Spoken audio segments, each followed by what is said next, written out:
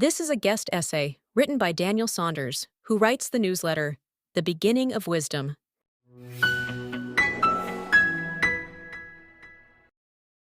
Imagine that there was a religious group who were mostly non-white, living as a minority in the West.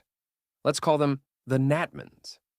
Imagine reading a book that says that Natmans suffer terribly from prejudice and intolerance. They are called names, their special dress codes and dietary laws are mocked. They are forced to break their religious laws in hazing rituals at professional sports clubs, and are generally stereotyped in the media as violent, misogynistic terrorists. Their charities are debanked without warning, and they are referred to the counter-terrorist authorities more often than any other minority group. The government even strips them of citizenship when they break the law at a rate far above that of other minorities. The book says that a war recently broke out when a non-Natman state suddenly launched a genocidal attack on civilians in a neighboring territory. However, when Natmans try to protest about any of this, no one listens. They are silenced. They can't even get approval for a name for the prejudice they suffer, Natmanophobia. You'd be shocked, outraged even. This is an injustice that must not stand. But what if I were to tell you that Natmans have a history of imperialism and terrorism? That many Natmans believe they have a religious obligation to subject non-Natmans, infidels, to Natman religious law by force. That Natmans are constantly at war with the only non-Natman indigenous state in the Natman religious heartland. That an unprovoked Natman attack on this state provoked the war, not genocide. That the Natmans are so concerned about, and that in fact the non-Natman state was making unprecedented efforts to avoid Natman civilian casualties. That Natman states have a history of fighting and persecuting each other for perceived deviance of various kinds. That the worst terrorist attacks in the West and elsewhere in recent memory have all been carried out by Natmans, explicitly in the name of Natmanism. That many Natman charities have been found to have links to terrorism. That Natmans have brought the ethnic and religious rivalries of their home regions to the West. That Natmans have been involved in massive rape gangs over a period of decades. That you'd be accused of Natmanophobia just for raising these points of concern, and that none of this was mentioned in the book you read. Welcome to the world of Muslims Don't Matter, a thoroughly disingenuous book by former British cabinet minister Baroness Sayeeda Warsi. Let's get the boilerplate stuff out the way first. Yes, it's obviously wrong for people to plan or commit violence against Muslim civilians. Yes, it's wrong to shout terrorist at women wearing hijabs in the street. There are some genuinely nasty, outrageous, sympathy-provoking stories of abuse, racism, even anti-Muslim feeling in the book, although most seem to revolve around the world of British professional cricket, which might indicate that the problem is not as endemic as Warsi thinks. But these passages just show how overblown most of the book is. Yes, it's wrong that Muslim members of parliament get offensive letters, but so do black members of parliament, Jewish members of parliament, and female members of parliament generally. It's not a uniquely Muslim problem. It's a symptom of a wider collapse in civility in the West. What about former member of parliament Mike Freer, who recently retired from politics after living in fear of his life for defending Israel? He had taken to wearing an anti-stab vest in public. And he isn't even Jewish. How many Muslim members of parliament are living with that level of fear and persecution? Warsi sees the West as being massively and unjustifiably Islamophobic, quote-unquote, a thesis she can only argue by profoundly misrepresenting reality. However, she uses the term widely to shut down debate, which is the usual use of the term. The title of the book is based on Jews Don't Count by Warsi's friend David Baddiel. Baddiel frequently and insistently distances himself from Zionism, while insisting he is non-Zionist and not anti-Zionist, and therefore claims to be able to talk about anti-Semitism dispassionately, without automatically relating it to Israel. Warsi doesn't distance herself from Islamism or terrorism. In fact, the opening passage of her book is a defiant refusal to do this, which renders her book more complicated. It's also a lot harder to present Muslims as a beleaguered minority. There are about 15 million Jews in the world, about half living in the only Jewish state, a country the size of Wales, which is frequently attacked by its neighbors. The U.S. is the only diaspora country with a substantial Jewish population. This compares with nearly 2 billion Muslims globally, about 50 Muslim states, some of which have massive oil wealth and consequent global political power, as well as a massive and growing Muslim population in the West, particularly in Europe. Again, Warsi doesn't mention any of this. It takes her nearly a third of the book before she actually defines Islamophobia, a term she has been throwing about since the first page.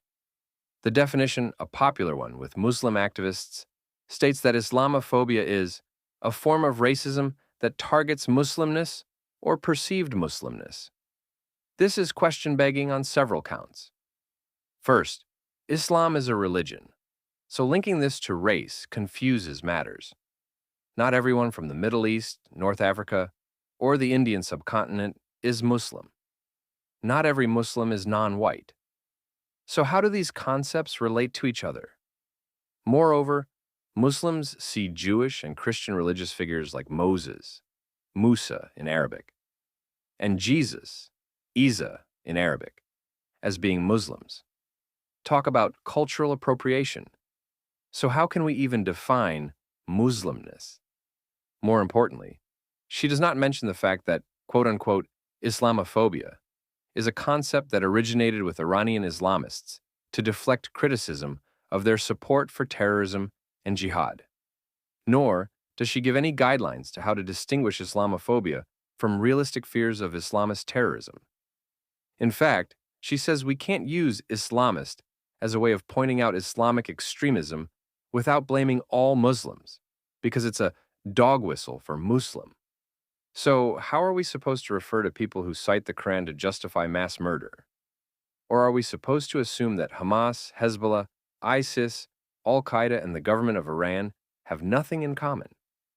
Warsi gives the impression that any negative public views of Muslims are due to, quote-unquote, Islamophobia, particularly among conservative members of parliament and right-wing journalists, not the result of any Islamist terrorist attacks, which go unmentioned. Presumably, we're supposed to say, but look at all those Muslims who don't commit terrorist atrocities, and go on without wondering what is being preached in mosques.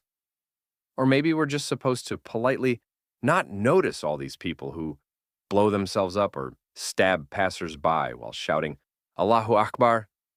Pointing this out is the social justice equivalent of pointing out when someone has broken wind, a grave faux pas.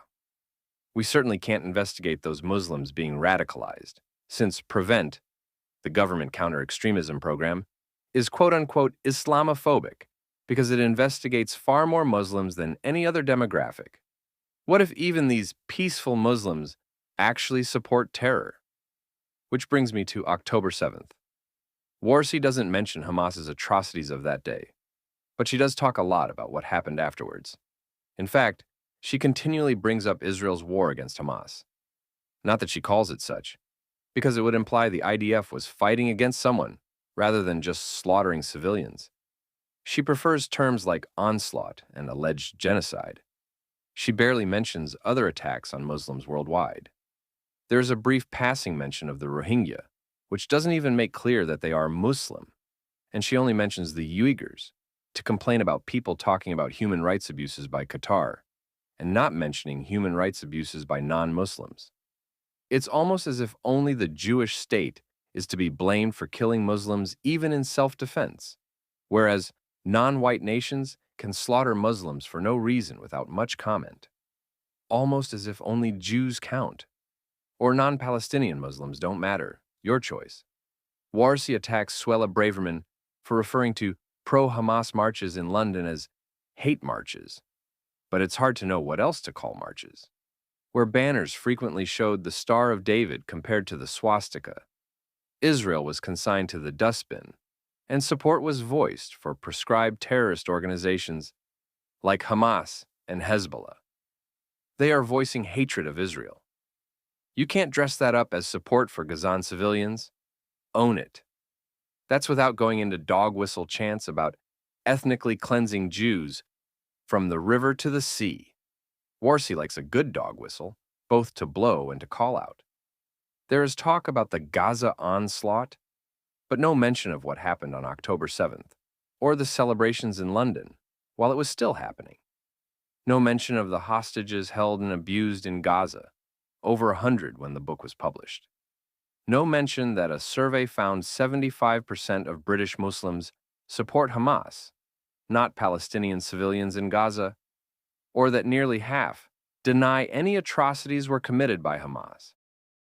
No mention of the fact that Hamas is an acronym for the Islamic Resistance Movement, which might indicate that it's legitimate to draw wider conclusions about Islam from their actions, or at least that peace-loving Muslims might feel the need to reassure non-Muslims that Hamas is not representative of the Islam they practice, instead of berating them for quote-unquote Islamophobia. In fact, the book has no mention of Hamas at all, or Hezbollah. Even ISIS is only mentioned in the context of the evil Islamophobic British government wanting to strip citizenship from loyal citizens like Shamima Begum, see below.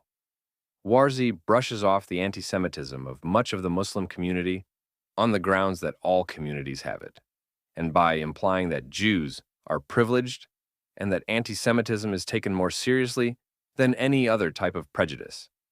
This is insane, hypocritical bigotry.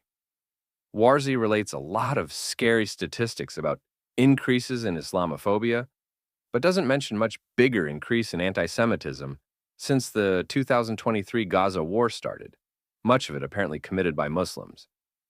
We don't have the hate crime figures for most of 2024 yet, but there were nearly as many hate crimes against Jews as against Muslims in the UK. Given that the Muslim population of the UK is 10 or 12 times larger than the Jewish one, Jews are enormously more likely to be the victims of a hate crime than Muslims. This has gotten worse since October 7th, but the broad statistic that Jews are much more likely to be the victims of hate crimes than Muslims has been the case for a long time. Warsi says nothing about this. Warsi says that governments have not engaged with Muslims for years, except a few moderate individuals she dismisses as self-interested, presumably because they are critical of aspects of contemporary Islam. She does not mention the Tony Blair government's attempts to find a moderate Islamic representative leader or body, and they're having to abandon different candidates when they say something outrageous, most notably when Sir Iqbal Sakrani of the Muslim Council of Britain said that Islam forbids attacks on civilians, but attacks on Israeli civilians are permitted because there are no real civilians in Israel.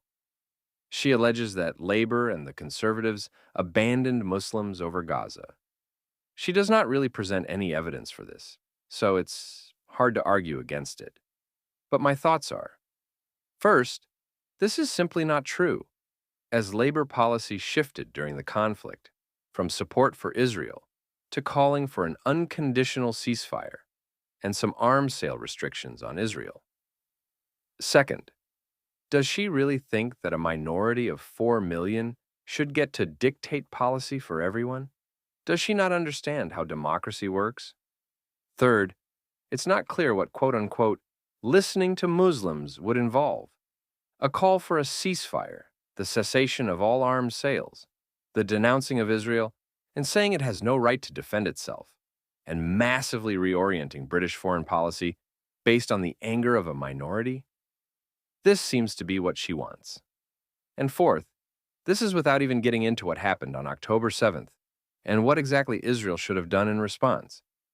But it's hard to see the Palestinians as innocent bystanders, somehow caught up in this by bad luck, when so many participated in the attacks and have acted as human shields and decoys for Hamas. It's hard to place yourself in someone else's shoes and see what they see based on their experiences. But if you think that the British media and political class favors Jews/Israelis over Muslims/Palestinians, I don't think there is enough common ground for a conversation. We're living in two different realities. Warsi complains about National Health Service doctors being disciplined for openly supporting Gaza. She doesn't mention what they were supporting, Hamas's actions on October 7th. Nor does she mention that often they were verbally or physically abusing Jewish patients. There are no accounts I've seen of Jewish doctors abusing Muslim or Arab patients.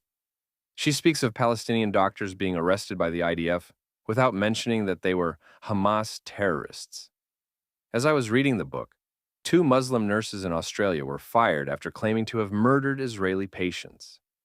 I'm sure Warsi would present that as they were fired for supporting Palestinians in Gaza against Israel. Similarly, when nearly a third of Muslims support Sharia law as the law of the land in the UK, yes, British Muslims do need to make clear where they stand and accept the consequences.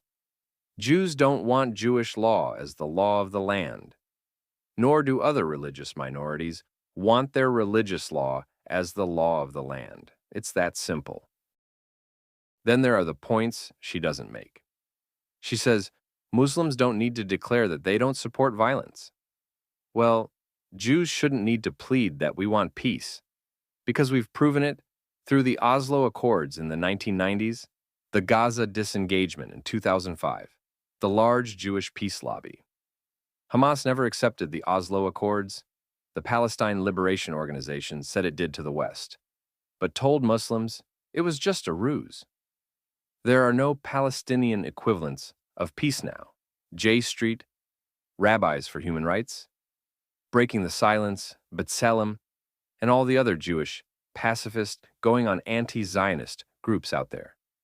For all the myriad problems that these groups have, many being more pro-Palestine and anti-Zionist than pro-peace, they do show the extent to which the Jewish conversation is geared towards peace, not violence. But still, we're accused of being racist, murderous, imperialist, expansionist, apartheid, and so forth. Why shouldn't Muslims, who have no real pro-peace groups, be accused of the same? There is no Palestinian peace lobby, because, except for a handful of brave individuals like Bassem Eid and Mossab Hassan Youssef, no Palestinians are willing to speak publicly of peace involving acceptance of a Jewish state, only its destruction. The most they will speak of is a Palestinian majority state with a tolerated Jewish minority. Warsi writes about Shamima Begum losing her citizenship as if it's about her skin color, not support for terrorism. She skirts over what Begum did in supporting some of the most vile terrorists on the planet, instead talking about her wearing sleeveless tops and baseball caps to try to win support from British people, because that's obviously more important than being an active participant in a raping, murdering, looting, enslaving death cult. She presents Begum as a failure of Britain rather than a failure of Islam, as if hundreds of non-Muslims Brits were signing up to support ISIS. In a sense, it is a British failure, since Britain should never have allowed Islamism to become established in this country, but the main cause is Islam, not Britain. Yes, it is troubling that the state can take away a native-born person's citizenship, and I worry about the precedent being set. But Warsi can't admit that Begum did much that was wrong, just a youthful indiscretion. What Muslims do doesn't matter. She says that Jews could lose citizenship under this precedent because of their right to move to Israel, but doesn't ask why Jews are not worried about this. Hint, it's because there are no British Jews queuing up to join terrorist armies. The rest of the book follows the same pattern. Warsi attacks the British counter-extremism program, Prevent for Islamophobia, but does not state that most of its workload and that of MI5 consists of dealing with radicalized Muslims, although she would say that simply proves it to be quote-unquote Islamophobic. She complains about the debanking of Muslim charities, complaining about the debanking of Islamic Relief in particular, without mentioning that it is banned as terrorist-related in the United Arab Emirates, which can hardly be considered Islamophobic. She mentions hate preacher Abu Hamza, but says that most Muslims saw him as so extreme that he was probably a double agent working for MI5. Apparently, there aren't any real Muslim extremists. So, who is responsible for terrorist attacks, like those of 7/7 and London Bridge? She doesn't talk at all about the attitudes of the Muslim world about Israel, Jews, the West, and infidels now or in the past. It's just a list of grievances with no context or history. Just for a final insult, in the closing pages, Warsi draws comparisons between the Dreyfus affair in 19th century France and the position of contemporary Muslims, pointedly not mentioning that while Dreyfus was falsely accused of being a German spy, many Muslims have genuinely committed deadly terrorist attacks. She also doesn't mention the role of the Dreyfus affair in starting the Zionist movement, unsurprisingly. I came to this book hoping it wouldn't be a case of special pleading, asking for special protections for Muslims who don't want to distance themselves from terrorists, but who also want to be able to call loudly for the violent destruction of Israel in the West with a teeny tiny bit of plausible deniability. I was disappointed. Warsi doesn't make an argument for Islam being a peace-loving religion. She just asserts that we should never question its bona fides, and that to do so is quote-unquote Islamophobic. This is a book written in profoundly bad faith. Warsi is asking for Muslims to be excused from the consequences of their views and actions. Essentially, she's saying that Muslims don't kill people. Guns and bombs and cars and kitchen knives kill people. And it's Islamophobic for Westerners to ask who is wielding those weapons and why. If Warsi thinks that Muslims matter, she should be concerned about Islamic violence, not just violence against Muslims by white people and Jews. Muslims are the main victims of Islamic violence. Muslims kill more Muslims each year than all Western nations put together, including Israel. This was the case even 20 years ago, when the Second Intifada, the Afghan War, and the Iraq War insurgency were all running simultaneously. She says the Rishi Sunak government was quote-unquote Islamophobic and even viewed Muslims as less than human because they said nothing about the deaths of so-called 30,000 Gazans. Needless to say, she relies unquestioningly on Hamas's casualty figures, which have been shown to be faked and don't even pretend to separate combatants and non-combatants. Yet, she does not mention far more egregious wars and persecutions of Muslims by Muslims in Syria and Yemen. Again, Palestinians are human beings, but many other Muslims are not, according to Baroness Warsi. For Warsi, not to mention Muslim on Muslim violence, is either staggering and probably willful, ignorance, or utter duplicity. Either way, it makes it hard to take her book seriously. The worst of it all is that I think she actually means every word. It's not taqiyya, lies permitted by Islam to deceive non-believers and further the cause of Islam. She genuinely can't see why so many Westerners hate and fear Islam and no other non-Western religion. October 7th has no place in her mind. One day, Israel just decided to bomb thousands of Gazans, all of them unarmed civilians. Nor do September 11th or July 7th appear in her consciousness. Terrorist attacks happen by themselves, without causes or consequences. It's insane.